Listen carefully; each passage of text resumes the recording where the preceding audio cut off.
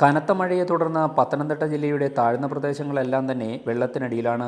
Upper കുട്ടനാടിൽ മഴക്കാലം ആരംഭിച്ച ശേഷം ഇത് രണ്ടാം തവണയാണ് വെള്ളപ്പൊക്കമുണ്ടാകുന്നത്. ജില്ലയിലെ നിരണം, കവിയൂർ, കുറ്റപ്പുഴ, തിരുവല്ല തുടങ്ങിയ പ്രദേശങ്ങളിലെ നൂറുകണക്കിന് വീടുകളും പ്രധാന നിരത്തുകളും കൃഷിയിടങ്ങളും പ്രളയം മൂലം ഒറ്റപ്പെട്ടു കഴിഞ്ഞു. വീടുകളിൽ വെള്ളം കയറിയതിനെ തുടർന്ന് നിരവധി കുടുംബങ്ങൾ ബന്ധുവീടുകളിലും മറ്റും അഭയം പ്രാപിച്ചിരിക്കുകയാണ്. ഈ വെള്ളം പൊങ്ങിയതിന് ശേഷം ഞങ്ങളിപ്പം 2 പ്രാവശ്യമായിട്ട് ഇവിടെ വന്ന് താമസമാണ്. ഞങ്ങൾ വീട്ടുകളിലോട്ടൊന്ന് പോകാനോ വരാനോ ഞങ്ങൾക്ക് ഒക്കത്തില്ല.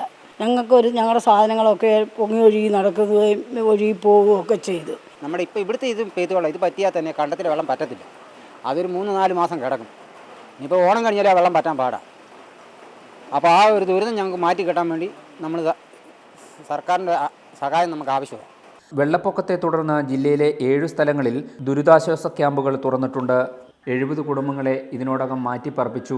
420 വീടുകൾ ഭാഗികമായും 15 വീടുകൾ പൂർണ്ണമായും തകർന്നതായാണ് ഔദ്യോഗിക കണക്ക്. 58 ലക്ഷം രൂപയുടെ നഷ്ടമാണ് കണക്കാക്കിയിട്ടുള്ളത്. വെള്ളപ്പൊക്കത്തെ തുടർന്ന് കുടിവെള്ള സ്രോതസ്സുകളെല്ലാം തന്നെ മലിനമായതോടെ സാംക്രമിക രോഗങ്ങൾ പടർന്നു പിടിക്കുമെന്ന ഭീതിയിലാണ് പ്രളയമേഖല. Thankachan Peter, Pathanamthitta, India vision.